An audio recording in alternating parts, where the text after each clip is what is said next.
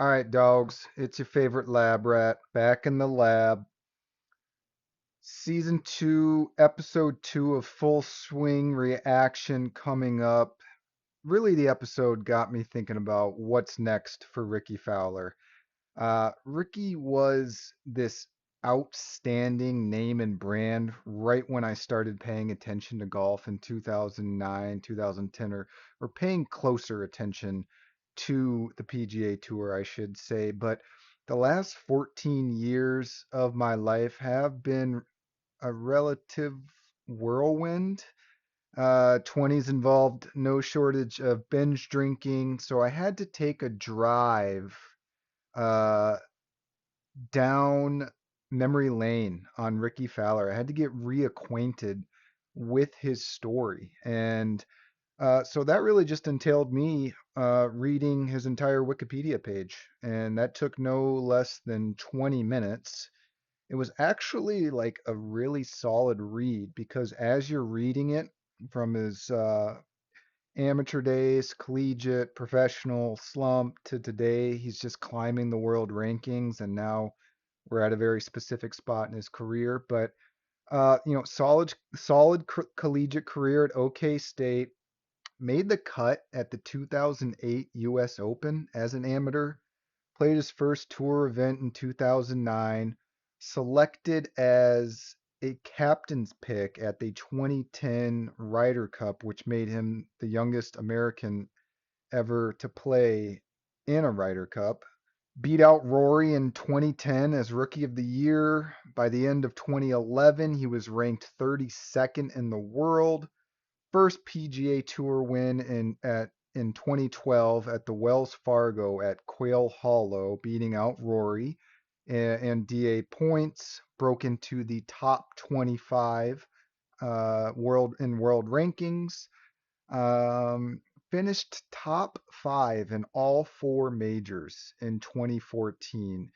Him, Tiger, Jack, and Spieth are the only players to ever do that. So he's 10th in the world by the end of 2014. Won the Players in an awesome playoff against Kistner and Sergio in 2015.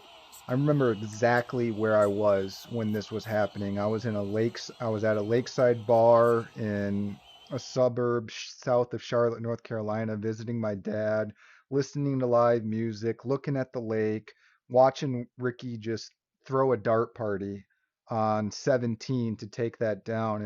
It's one of the most memorable tournaments and finishes I can remember.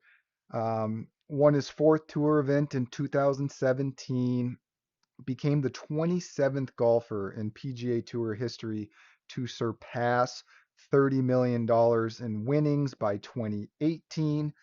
Finished second at the 2018 Masters to Patrick Reed. So by now he had multiple top five finishes at every major. Won the Waste Management in 2019.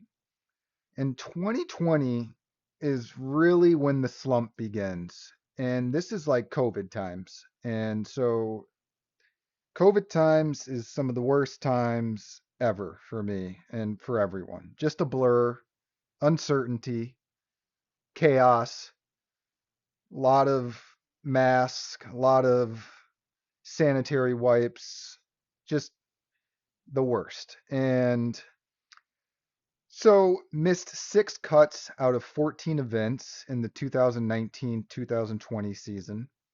Missed nine cuts out of 24 events in the 2020 to 2021 season, and then he even missed the 2021 Masters.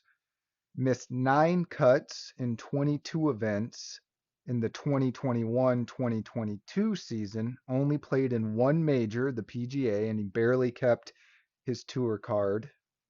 2022 to 2023, he only missed two cuts out of 26 events played. And in 2022, he ditched his old swing coach for Butch Harmon, who's one of the GOAT coaches. He coached Tiger from 1993 to 2004. Obviously, got his first win in 4 years at the Rocket Mortgage Classic. Last year, he started the U.S. Open tied for the lead with Wyndham Clark last year, finished T5. But that celebration at the Rocket Mortgage Classic, I fucking felt that, man. You could just tell he had been through it. You know, he wasn't fist pumping, he just relief. And I just like felt that easing through the television when I watched it. And man, that it was good. But in the back of my mind is this question, like, will he simply be one of these great or super talented players that just doesn't win a major? You know, join the likes of Paul Casey, Steve Stricker, Lee Westwood, Ian Poulter, Colin Montgomery. Um, but when I ask that question in the back of my mind, I also know Phil won the PGA championship at damn near 51 years old. Rickie's 35.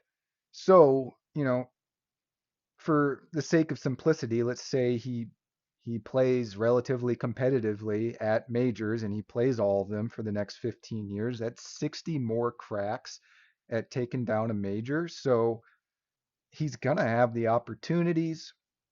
So you get the sense, you know, with the win at the Rocket Mortgage, his performance at the US Open last year, that things are getting back on track for Rickie. But take a look at this current strokes gain chart for the 2024 season. 129th in strokes gained on approach, and that's your ball striking. 164th off the tee, 110th around the green, 130th in putting, 155th total. And so we know there's 125 tour cards out in circulation, but there's about 180 players in these rankings, I believe, if you look at the tour's website. So 155th in strokes game total is not great. This just doesn't scream, you know, elite level of play to me at the moment. And that 164th off the tee is particularly interesting, as that's well into the bottom half of the tour players. Rickie, obviously, he swings Cobra and started the year off with their Aerojet LS driver, which is their 2023 model. Switched to their 2024 Dark Speed LS for the American Express, Pebble Beach Pro Am, and the WM Open. At the Genesis, he went back to the Aerojet LS, and then at the Cognizant Classic, he went to a third driver, the Dark Speed X. So seems like there's major questions in his head with driver, which is arguably, in my opinion, the most important club in your bag. So, you know, obviously I don't know Rickie Fowler, and I don't even know if that needs to be said, but as someone who's bared witness to his golf for 14 years and gotten some peeks and glimpses at his personal life, he seems like a genuinely solid dude, and I'll always be rooting for him.